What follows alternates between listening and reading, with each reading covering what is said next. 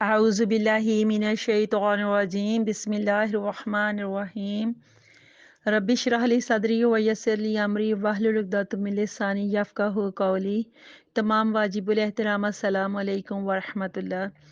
دعا گو ہوں کہ اللہ پاک پروردگار جل جلالہ آپ سب کے جان مال عزت و آبرو کی حفاظت فرمائے، سب کی اولادوں کو بچوں کو اللہ تعالیٰ نیک اور فرما بردار بنائے، اور اللہ تعالیٰ نیک اعمال میں سب کے لیے اللہ تعالیٰ آسانیاں پیدا فرمائے۔ اللہ پاک ہمیں قرآن مجید فرقان حمید کا بھی صحیح معنی و فہم و ادراک عطا فرمائے، اور اس کی تعلیمات پر عمل کرنے کی توفیق عطا فرمائے، آمین اللہم آمین۔ تمام واجب الاحترام انشاءاللہ عز و جل پارہ نمبر 9 سورۃ الانفال مبارکہ کا رکوع نمبر 3، ہم اس میں دیکھتے ہیں اللہ تعالیٰ نے کیا کیا باتیں بیان فرمائی ہیں، اور اللہ پاک پروردگار ان باتوں کو اچھے سے ہمیں سمجھنے کی اللہ توفیق دے، آمین۔ بسم اللہ الرحمن الرحیم، مہربان ہے، ہمیشہ رحم فرمانے والا ہے۔ اللہ فرماتے ہیں یا ایھا الذین آمنوا اطیعوا اللہ ورسولہ، اے ایمان والو اللہ کی اور اس کے رسول کی فرما برداری کرو۔ اطیعوا اطاعت کرنا، فرما برداری کرنا، حکم ماننا، کہنا ماننا۔ تو اللہ فرماتے ہیں کہ اللہ کی بھی فرما برداری کرو، اس کے رسول کی بھی فرما برداری کرو۔ ولا تولوا عنہم، اور اس سے روگردانی نہ کرو، یعنی منہ نہ پھیرو یا نافرمانی نہ کرو، وانتم تسمعون، حالانکہ تم سن رہے ہو۔ وَلَا تَكُونُوا كَالَّذِينَ قَالُوا سَمِعْنَا وَهُمْ لَا يَسْمَعُونَ، اور اللہ فرماتے ہیں اور نہ بن جانا ان لوگوں کی طرح جنہوں نے کہا سامعنا ہم نے سن لیا، حالانکہ وَهُمْ لَا يَسْمَعُونَ وہ نہیں سنتے، لا یسمعون وہ نہیں سنتے۔ انا بے شک شردوابی بدتر جانوروں میں سے عند اللہ اللہ کے نزدیک، اللہ کے پاس، سم البکم الذین گونگے بہرے انسان لا یعقلون جو عقل نہیں رکھتے، جو کچھ نہیں سمجھتے۔ اللہ فرماتے ہیں بے شک سب جانوروں سے بدتر اللہ کے نزدیک وہ بہرے گونگے انسان ہے جو کچھ نہیں سمجھتے۔ وَلَوْ عَلِمَ اللَّهُ فِيهِمْ خَيْرًا لَأَسْمَعَهُمْ، اور اگر جانتا اللہ تعالیٰ ان میں، فیہم ان میں، خیرن کوئی بھلائی، کوئی اچھائی، کوئی خوبی، تو اللہ کیا کہتا ہے خیر لاسماہم، تو ضرور انہیں سنا دیتا۔ ولو اسماہم لتولوا وہم معرضون، اور اگر سنا دیتا انہیں تو وہ پیٹھ پھیر دیتے روگردانی کرتے ہوئے۔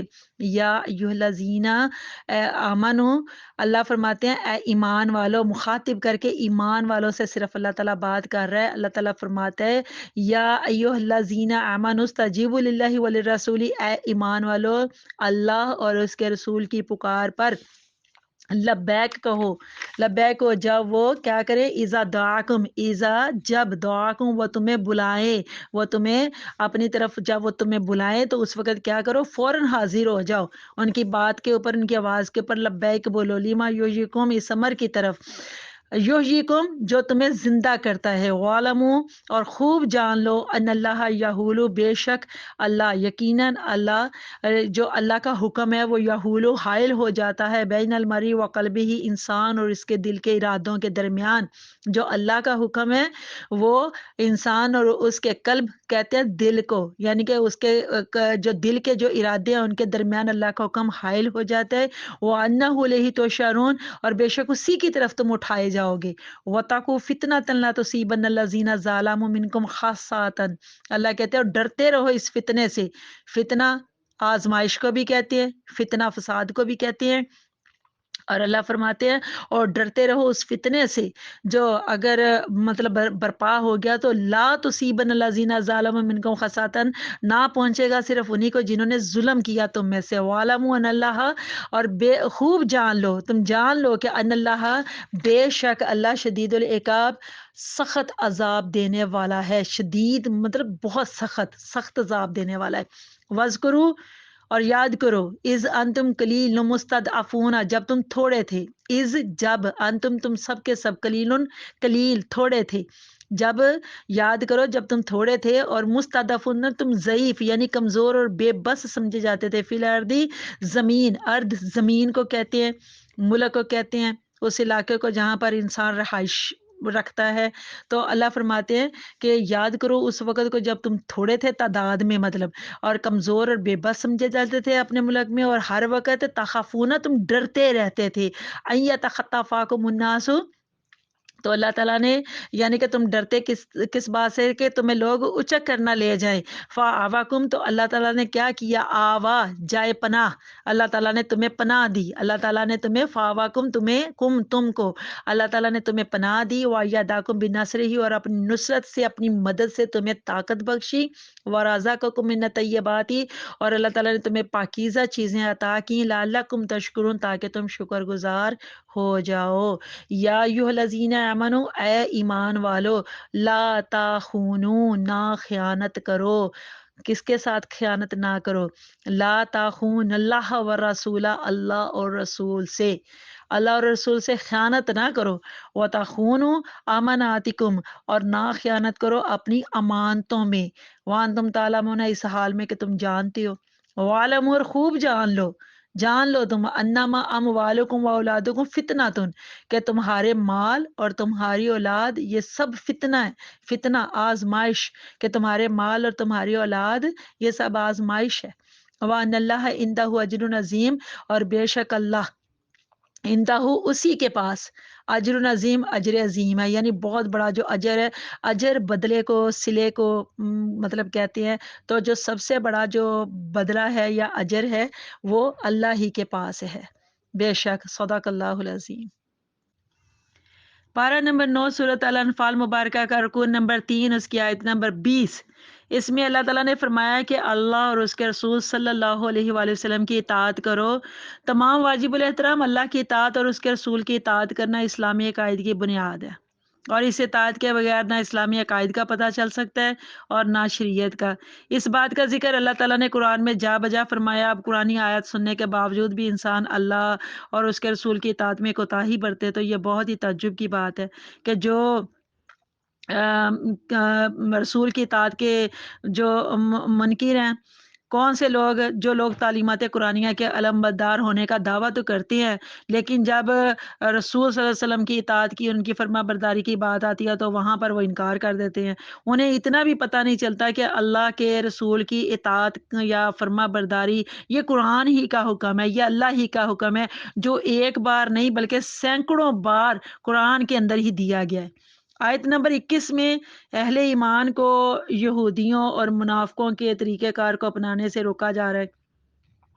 جو ان کا طریقہ کار تھا یہودیوں کا اور منافقوں کا، کہ وہ زبان سے تو کہتے کہ ہم نے سن لیا، سامعنا ہم نے سن لیا، لیکن جب عمل کی باری آتی تو ان کو سانپ سونکھ جاتا تھا. جب سن کر عمل نہیں کیا جاتا تو ایسے ہی ہے جیسے انسان نے کچھ سنا ہی نہیں. آیت نمبر 22 کے مطابق جو لوگ سننے اور بولنے کی قوتوں سے صحیح کام نہیں لیتے، یعنی حق کو سمجھنے کے لیے اور حق کی تبلیغ کے لیے ان سے استفادہ نہیں کرتے، ان سے فائدہ نہیں اٹھاتے، تو ان کا شمار انسانوں میں نہیں کیا جا رہا. گو ان کی شکلیں صورتیں تو انسانوں جیسی ہوں گی، لیکن حقیقت میں وہ جانوروں کی مانند ہوں گے، کیونکہ جانوروں کو سوچنے سمجھنے کی جو صلاحیتیں ہیں وہ تعین نہیں کی گئی ہیں.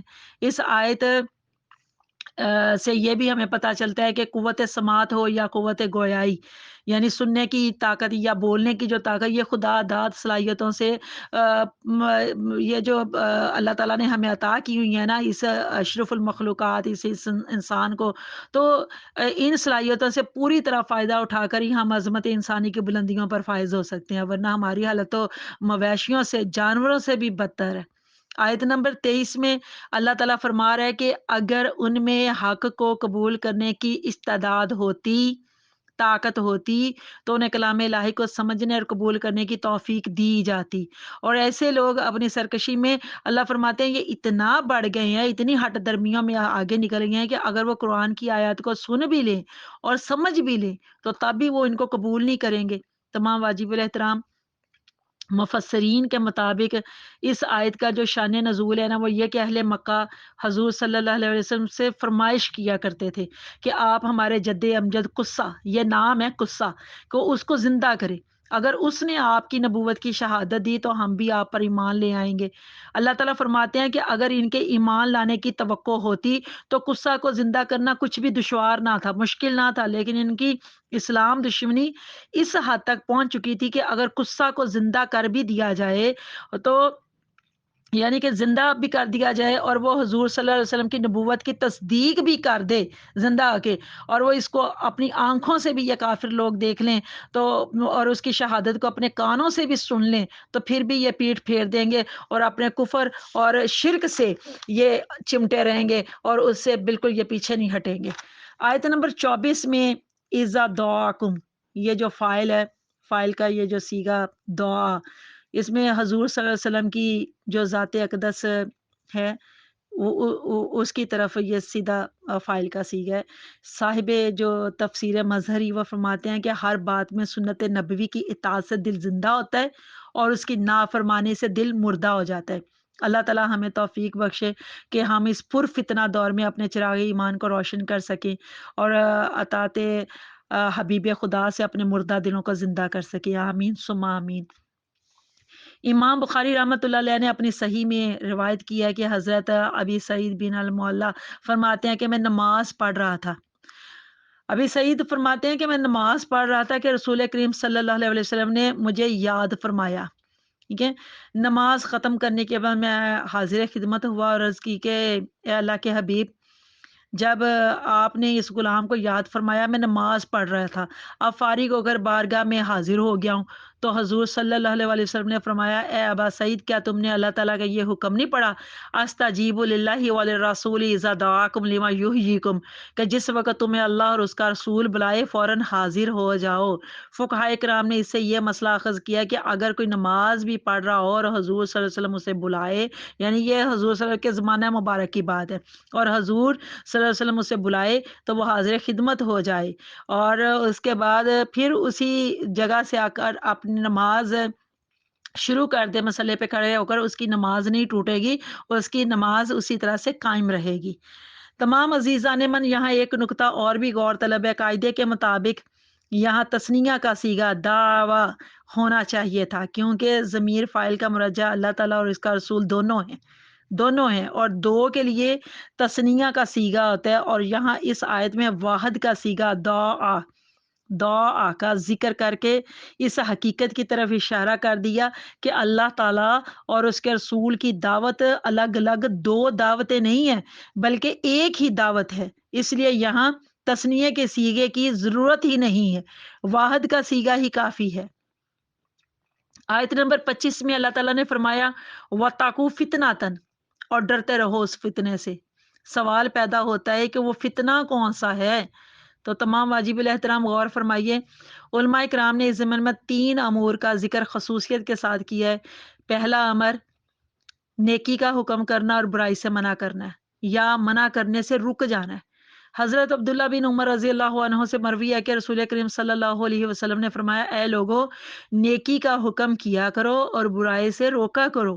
ایسا نہ ہو کہ اللہ تعالیٰ ناراض ہو جائے، پھر تم دعائیں مانگو اور وہ قبول ہی نہ فرمائے، تم استغفار کرو اور وہ تمہیں بخشے ہی نہیں۔ پہلا امر تو یہ ہو گیا کہ نیکی کا حکم کرنا ہے اور برائی سے روکنا ہے۔ دوسرا امر ترک جہاد ہے۔ جب کوئی قوم جہاد چھوڑ دیتی ہے اور اللہ کی راہ میں جان دینے سے اسے اس کی بجائے زندگی زیادہ عزیز معلوم ہوتی ہے، تو ساری قوم کو ذلت اور غلامی کی بیڑیاں پہنا دی جاتی ہیں۔ تیسرا امر یہ ہے کہ میدان جہاد سے فرار ہونا۔ یہ 3 مذکورہ امور ہیں جو علماء کرام نے وَاتَّقُوا فِتْنَةً کے حوالے سے بیان کیے ہیں۔ آیت نمبر 26 میں ہجرت سے پہلے کی جو مسلمانوں کی حالت تھی، یعنی ہجرت مدینہ سے پہلے کی جو مسلمانوں کی حالت تھی، وہ یاد کرائی جا رہی ہے تاکہ اللہ تعالیٰ کے انعامات کو یاد رکھتے ہوئے اس کی شکر گزاری میں مصروف رہیں۔ اس آیت میں سب سے پہلے تو آپ دیکھیے کہ غور فرمائیے، عرض کا ذکر آیا ہے۔ عرض سے مراد مکہ کی سرزمین ہے، اور پھر آوا سے مراد جائے پناہ یعنی مدینہ طیبہ ہے، اور ایداکم بنصرہ اپنی نصرت سے، یعنی تمہیں اللہ تعالیٰ طاقت بخشے۔ اس سے مراد غزوہ بدر کی کامیابی ہے سن 2 ہجری میں، جب اللہ تعالیٰ نے قلیل تعداد ہونے کے باوجود غیب سے مسلمانوں کی مدد کی، ایمان والوں کی مدد کی اور ان کو بھرپور کامیابی سے نوازا۔ اور رزق سے مراد اموال غنیمت ہے جو پہلی امتوں کے اوپر حرام تھے اور پھر ملت اسلامیہ کے لیے یہ حلال کر دیے گئے۔ سبحان اللہ۔ آیت نمبر 27 میں اللہ اور اس کے رسول سے خیانت کا مطلب۔ حضرت ابن عباس رضی اللہ عنہ نے ان الفاظ میں بیان فرمایا ہے کہ فرائض کو ترک کر کے، فرائض جو اصل فرائض ہوتے ہیں ان کو ترک کر کے، ان کو چھوڑ کے اللہ تعالیٰ کے ساتھ خیانت نہ کرو، اور سنت سے سرتابی کر کے اس کے رسول صلی اللہ علیہ وسلم سے خیانت نہ کرو۔ اصل خیانت تو یہ ہے عزیزان من۔ اسی طرح سے مسلمانوں کے راز دشمن تک پہنچانا، اور حکومت کے سربراہوں، اعلیٰ افسروں اور ملازموں کا اپنے فرائض کی جو ڈیوٹیز ان کی ہوتی ہیں ان کی ادائیگی میں کوتاہی کرنا، اور تجارتی امور میں، صنعتی امور میں، کاروباری امور میں دیانتداری کو بالکل نظر انداز کر دینا، حقیقت میں دیکھا جائے تو یہ بھی تو اللہ اور اس کے رسول کے ساتھ خیانت کرنے میں داخل ہے۔ اور یہ جو خیانت کا یہ جو جرم ہے یہ از حد سنگین جرم ہے۔ اللہ تعالیٰ اسے ہم سب کو بچنے کی توفیق عطا فرمائے، آمین۔ آیت نمبر 28 کے مطابق مال اور اولاد سے بڑھ کر بھی کوئی آزمائش ہو سکتی ہے۔ مال کی محبت ہو یا اولاد کی محبت، یہ انسان کو بزدل بنا دیتی ہے۔ یہ دونوں محبتیں ایسی ہیں، یہ انسان کو بہت ڈرپوک بنا دیتی ہیں اور اس کے ساتھ ساتھ بخیل بھی بنا دیتی ہیں۔ اللہ تعالیٰ بچوں کی ہمیں صحیح تربیت کرنے کی توفیق عطا فرمائے، بچوں کو صحیح مسلمان اور کامل مسلمان بنانا اور اسلامی اقدار و روایات کے مطابق اولاد کی پرورش کرنا والدین کے لیے ایک بڑی کٹھن آزمائش ہے، بڑی بہت مشکل آزمائش ہے، اور یہی اس اللہ تعالیٰ کی نعمت کا صحیح شکر بھی ہے۔ دعا کرتے ہیں کہ اللہ تعالیٰ ہماری مدد فرمائے، غائب سے مدد فرمائے، اور ہماری مال سے محبت اور اولاد کی محبت اور آزمائش، یہ جو آزمائشیں ہیں ان میں اللہ تعالیٰ ہمیں پورا اترنے کی توفیق عطا فرمائے، آمین۔ رکوع نمبر 3 مکمل ہوا۔ آپ تمام بہن بھائیوں سے گزارش ہے کہ پلیز ہمارے چینل کو، یہ جو قرآن ہماری زندگی میرا چینل ہے، اس کو آپ سبسکرائب کیجئے جنہوں نے ابھی تک نہیں کیا، اور بیل آئیکن کو بھی پریس کر دیا کریں تاکہ آپ کو جو نیو نوٹیفیکیشنز ہیں، نیو لیکچرز ہیں یا درس قرآن ہے، جو بھی آپ اس کو مطلب کہتے ہیں یا سمجھتے ہیں، وہ فوری ملتے رہیں۔ اور اپنے کمنٹس کے ذریعے بھی آپ میری حوصلہ افزائی کرتے رہیے تاکہ مزید میرے میں اور ہمت پیدا ہو، اور اچھے سے میں اور قرآن کی تعلیمات کو آسان سے آسان کر کے آپ کے سامنے میں پیش کر سکوں۔ بہت شکریہ، جزاک اللہ خیرن کثیرہ۔ اجازت چاہتی ہوں، اللہ حافظ۔